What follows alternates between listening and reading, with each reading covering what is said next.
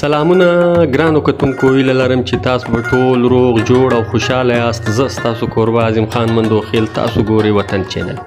ګرانو کتونکو، د پښتو فلم انډسټري کې دا ټیم یو نوی فلم د کمپلیټ کېدو په مرحله کې دی.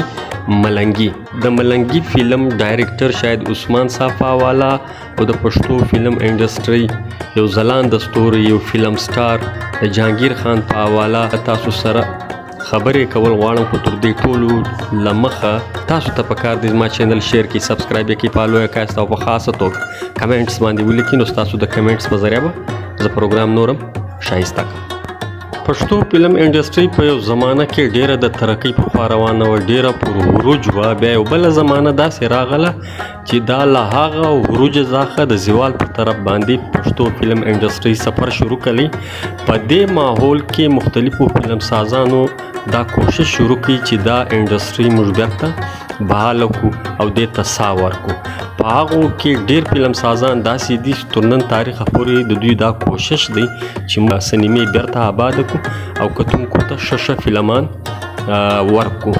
په هغو فلم سازانو کې ارشد خان صاحب چې ډایرکټر دی، شاهد عثمان صاحب او له دې سره سره لیاقت علي خان صاحب، داسې ډېر نومان دي چې هغو فلم سازانو دا کوشش شروع کړی چې موږ د پښتو فلم انډسټري بیرته په خپو باندې ودرو. په دې سټرګل، په دې کوشش کې د شاهد عثمان صاحب نوم هم شته. شاهد عثمان صاحب چې اوس خپل فلم ملنګي شوټینګ شروع کړي او پر دې کار شروع کړي، نو په دې فلم کې شاهد عثمان صاحب په اول ځل باندې یو نوی فنکار واخیستی چې د هغه نوم دی اصغر چیمه صاحب. اصغر چیمه په دې فلم کې په اول ځل باندې مین مرکزی کردار ورکړي او د هغه کردار یې د ویلنتوب ورکړی. چې کله دی ویلن سو، بیا د جهانگیر صاحب چې په فیسبوک باندې د یو پیج چلیږي د جهانگیر خان پر نامه باندې، په هغه باندې یو پوسټ سوی وو. په هغه پوسټ کې د دا لیکلي وو چې کتونکي به ملنګي فلم ګوري او که به د دې فلم بایکاټ کوي. دا خبرې په سوشل میډیا باندې خورې سوې او ډیرو کتونکو ته، ډیرو خلکو ته دا پته ولګېدله چې د جهانگیر خان او د شاهد عثمان صاحب په منځ کې اختلافات دي، او ورسره سره د ارشد خان سره هم د اختلافات دي. هغه اختلافاتو ذکر هم داسې کوي چې په شهنشاه باچا چې په وړوکي اختر کې ارشد خان ریلیز کوي، جوړې کوي، په هغه کې جهانگیر خان نه و. نو دا خبرې شروع سولې. ګرانو کتونکو، لکه څنګه چې تاسو ته معلومه ده، پښتو فلم انډسټري د زوال پر طرف باندې روانه ده. په ملک کې پښتانه په سیمو کې مختلفې سینمې ختمې شوې، پر هغو سینمو پر ځای باندې شاپینګ پلازې جوړې شوې، بلډینګان باندې جوړ شو. نو فنکارانو ته پکار دی، فلم سازانو ته پکار دی چې د خپل آفس، د خپل منځ هغه اختلافات میډیا ورته نه راوباسي، میډیا ته نه راوباسي. نو له دې څخه دا تاثر میلاویږي چې فلم انډسټري چې کومه ده هغه د زوال په خوا باندې روانه ده. زما ټولو فلم سازانو ته دا خواست دی، ټولو اداکارانو ته دا خواست دی چې د منځ اختلافات ته زر تر زره ختم کی او دا سټرګل د شروع کی، دا کوشش د شروع کی چې پښتو فلم انډسټري بیرته په خپلو خپو باندې ودرېږي. که فلم انډسټري په خپلو خپو باندې ودرېدله، نو دا کې به د اداکارانو هم خیر وي، هغو ته به د روزګار ذرایع زیاته کاږي او هغه کتونکي به هم خپله مینه متوي چې د فلم کتلو شوق لري.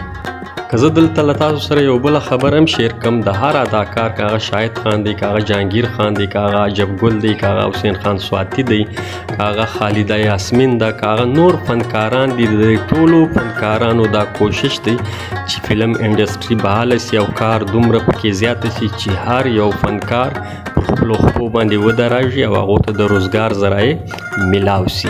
اوس شاهد عثمان صاحب د خپل فلم ملنګي په باره کې چې کوم نیوز تر موږه پورې را رسېدلی دي، تاسو به هم په دې باندې خبر یاست چې دا فلم به په پېښور کې په پکچر هاوس سینما باندې په 11 اګست 2023 کې لګیږي او سره سره د کراچۍ په افشان سینما کې به هم د دې نمایش په 11 اګست 2023 کې شروع کیږي او دا فلم که کله په دغو مختلفو سینمو باندې وچلیدي او کامیاب سو سوپر هیټ سو نو دا به د پښتو فلم انډسټري دپاره یو د خیر زیری وي او پښتو فلم انډسټري ته به یو نوی ویلن اصغر چیما صاحب ملاو سي او فلم سازان به په دې باندې مجبور سي چې هغه خپل پیسې ولګوي او نوي فلمان کتونکو ته جوړ کړي. دا به د سینماو دپاره د پښتو فلم انډسټري دپاره ډیر د خیر کار وي.